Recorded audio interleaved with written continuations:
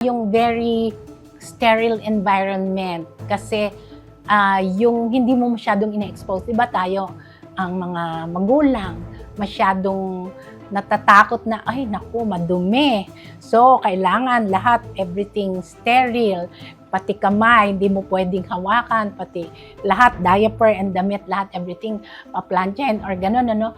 And they found out na people who live in an urban area, yung small family, tapos nasa mga highly educated, ibig sabihin yung sigurong masyadong sa mga pag-observe, no?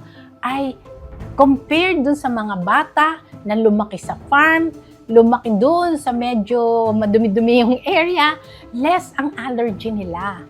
No, kaya yung tinatawag na hygiene hypothesis na kailangan yung mga bata early expose mo. 'Di ba? Sabi ng mga lola, hayaan mong maglaro diyan sa dumihan yung anak mo para tumibay ang resistensya. May truth pala na yun nga kung very sterile ang environment tapos konting nasisipon, konting nagkakasakit lang lagnat, ay minsan yung mga parents or yung, I hope not the doctors, will give an antibiotic.